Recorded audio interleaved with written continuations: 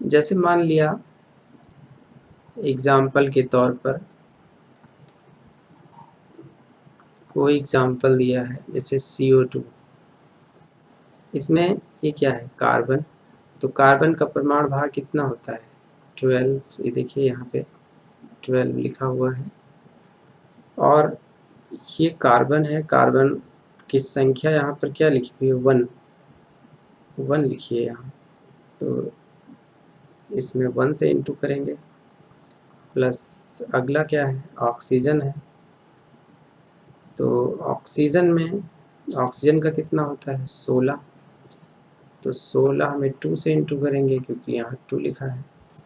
देखिए जो CO2 यहाँ लिखा है, इसमें यहाँ 1 है और यहाँ 2 है। इसका मतलब कार्बन का एक परमाणु है, ऑक्सीजन के 2 परमाणु। कार्बन का इसमें एक परमाणु है, अगर ये चित्र में अगर हम देखें तो इससे जुड़े हुए 2 परमाणु हैं, एक इधर जुड़ा है, एक इधर जुड़ा है।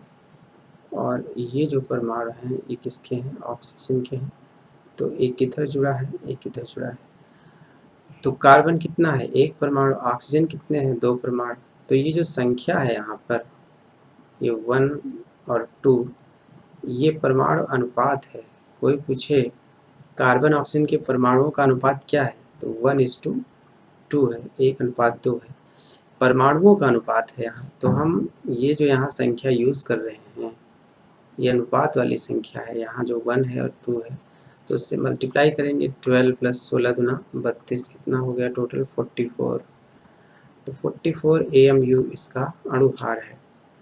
यहाँ हम लिख देते हैं अणु भार इज इक्वल टू, तो अणु भार इसका कितना आ गया, 44 AMU।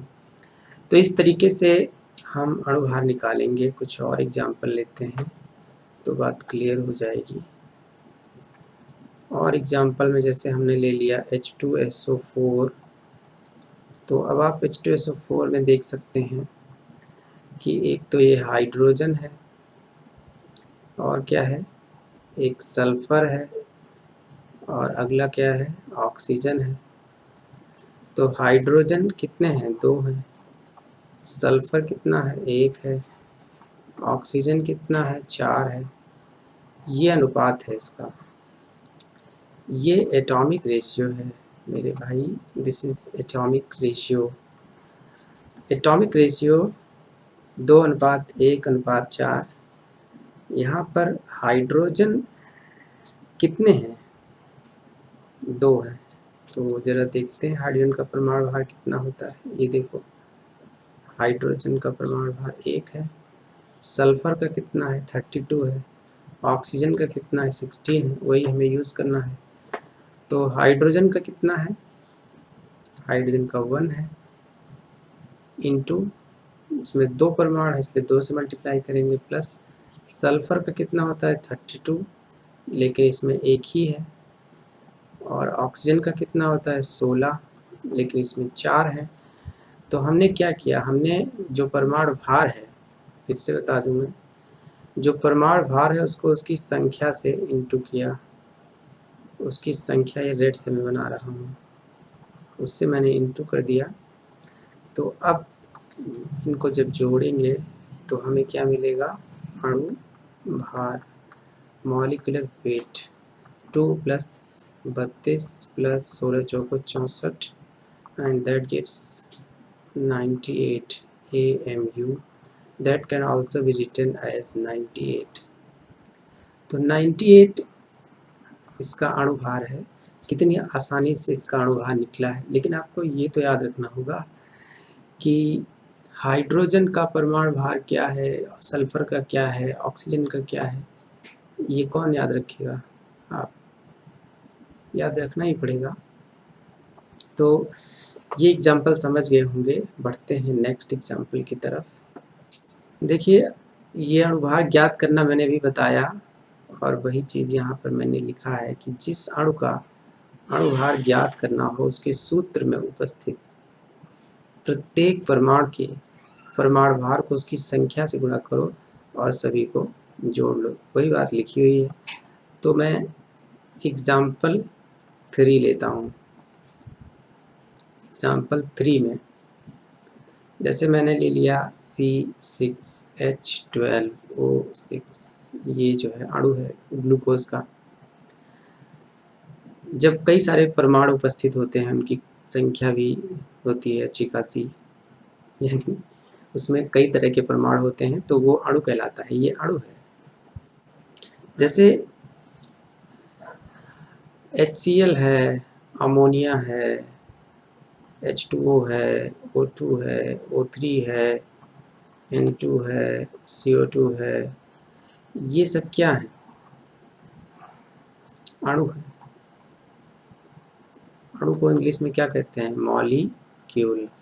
मॉलिक्यूल कई परमाणुओं से बना होता है। इसमें कितने परमाणु हैं? 2। इसमें कितने हैं? 3 1 4। इसमें कितने हैं? 1 2 3। इसमें कितने हैं? 2। इसमें कितने हैं? 3।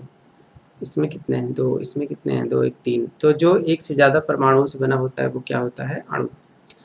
लेकिन जिसमें भिन्न भिन्न परमाणु, जैसे इनमें देखिए परमाणु H और Cl दो तरह के हैं, इसमें N और H दो तरह के, H और O दो तरह के, तो ये यौगिक के अणु हैं। और ये भी यौगिक के अणु हैं क्योंकि इसमें दो तरह के हैं। लेकिन ये अणु किसके हैं? तत्व के अणु हैं। ये तत्व के अणु हैं। तो ये ऑक्सीजन का अणु है, ये ओजोन का अणु है। तो अणु चाहे जिसका हो, चाहे तत्व का हो, चाहे वो यौगिक का हो, हमें अणुभार निकालने से मतलब है। तो हम ये एग्जाम्पल देखते हैं। कार्बन कितना होता है? कार्बन मैंने बताया 12 6 होता है। हाइड्रोजन बताया है कितना होता है? 1 1 होता है, पीछे लिखा हुआ है जो। ऑक्सीजन कितना होता है? 16 और 8। ये सिंबल जो है पीछे मैंने बताए हैं। तो ये सिंबल में ऊपर वाली संख्या क्या है? परमाणु भार, उसी को हम यूज़ करेंगे। और आप बार बार भूल जाते हैं। कार्बन कितना है? 12 है। तो 12 है, लेकिन हम उसे इंटू करेंगे किससे? 6 से, प्लस। हाइड्रोजन कितना है? 1 है, लेकिन इंटू करेंगे 12 से। ऑक्सीजन कितना है? 16 है, इसे इंटू करेंगे 6 से। तो ये क्या निकल गया? अणुभार। M से उसको प्रतीक, यानी M से हम लिखते हैं इसको, M for molecular weight, molecular mass. तो 12 6 जा 72, 12 प्लस 96, 180 होगा इसका अणुभार, 180 AMU, या हम डायरेक्टली 180 लिख सकते हैं। तो ग्लूकोज का ये अणुभार है। आसान है, कोई दिक्कत नहीं है। एक और एग्जाम्पल देखते हैं। कितने एग्जाम्पल देखें भाई? एक एग्जाम्पल में ही समझ में आ गया होगा, लेकिन और देखते हैं। जैसे लिखा हुआ है CaCl2.2H2O, तो जो ये CaCl2 लिखा हुआ है, .2H2O लिखा हुआ है, तो ये जो डॉट के बाद H2O लिखा जाता है आखिरी में, ये होता है क्रिस्टलन जल। दिस इज कॉल्ड क्रिस्टलन जल, वाटर ऑफ क्रिस्टलाइजेशन। ये डॉट का कोई मतलब मल्टीप्लिकेशन से नहीं होता। इस डॉट का मतलब होता है बस है ये, बस इसमें उपस्थित, यानी CaCl2 के प्रत्येक अणु के साथ दो जल के अणु उपस्थित हैं। तो जैसे H2O एक अणु और H2O एक और अणु, तो ये क्या हो गया? 2 H2O हो गया। ठीक है, मैथ में जैसे x प्लस एक्स 2x होते हैं, तो उनको हम क्या लिखते हैं? 2x नहीं लिखते हैं। तो 2x का मतलब हुआ x 2 बार है, बस, और कोई दिक्कत नहीं है। तो यहाँ पर क्या है? CaCl2.2H2O है, तो Ca कितना होता है? Ca आपको बता दें हम, Ca कितना होता है? 40 और 20 होता है। ठीक, 40 और 20। तो Ca हम कितना यूज़ करेंगे? ऊपर वाला ही यूज़ करेंगे, 40। तो 40, Ca कितने हैं इसमें? एक है ना, यहाँ कोई संख्या तो लिखी नहीं, तो नहीं लिखी मतलब 1 है। तो Ca एक है, Cl कितने हैं? 2 हैं। तो एक का कितना होता है? 35.5 इंटू 2 प्लस, इसकी बात हो गई। मैंने कहा क्रिस्टलन जल भी उसमें उपस्थित है, वो भी कितने? 2 उपस्थित हैं। तो यहाँ पर 2 उपस्थित हैं, तो चाहे एक बार पहले लिख लीजिए, बाद में 2 से मल्टीप्लाई कीजिए, और चाहे 2 से शुरू में ही मल्टीप्लाई कर दीजिए। तो ये ब्रैकेट में लिखिए हाइड्रोजन कितना होता है 1, ये देखिए यहाँ ऊपर 1 लिखा है, इंटू हाइड्रोजन हैं कितने 2, प्लस ऑक्सीजन कितना होता है 16, देखिए 16 लिखा हुआ है यहाँ पर, इंटू कितने हैं 1।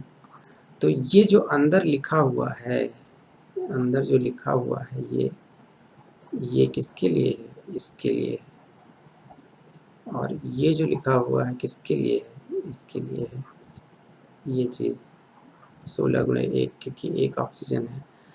तो बस यहाँ बाहर 2 लिखने का मतलब क्या है, इस पूरे को हम 2 से मल्टीप्लाई करें क्योंकि 2 है। अगर यहाँ बाहर 2 लिखा होता है या कुछ लिखा होता है इस जगह, तो हम क्या करते हैं, बड़ा ब्रैकेट लगा के पूरे को उतने से मल्टीप्लाई करते हैं, लेकिन वहाँ पर कुछ ऐसा है नहीं। तो ठीक है, बस बहुत आसान है, अब आगे इसको कर लीजिए। तो ये इसका अणुभार है, ये कितना हो गया 40 प्लस ये हो गया 71 प्लस 2 गुणे 2, 16 का नाम 16 2 18, तो ये कितना हो गया, यहाँ जोड़ लेते हैं 40 71 18 दूना 36, तो कितना हो गया 6 1 7 4 7 11 3 14 147, तो 147 is the answer. Okay, now you got it. ठीक है, तो अणुभार, अब आप किसी भी अणु का अणुभार निकाल सकते हैं, कहीं कोई समस्या नहीं आने वाली है। और हम कुछ क्वेश्चंस दे देते हैं, उनके अणुभार निकाल के टू डू करना है। HNO3 का अणुभार हमें बताइए,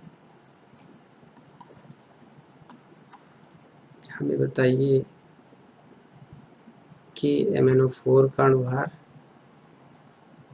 हमें बताइए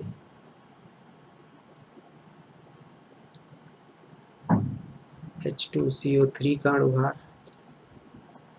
हमें बताइए C12H22O11 का अणुभार 5, हमें बताइए MgCl2.6H2O का अणुभार, हमें बताइए K2SO4 Al2SO4 whole thrice 24H2O। इन सब के आंसर हमें कमेंट करके बताइए, यानी इनके अणुभार निकाल करके हमें 1 2 3, जैसे पहले का कितना आया, दूसरे का कितना आया, तीसरे का कितना है, ये हमें बताइए। तो आई होप इस वीडियो में अणुभार निकालना मैंने बताया आसानी से और आपको समझ आया होगा, और इस वीडियो को देखने के लिए धन्यवाद।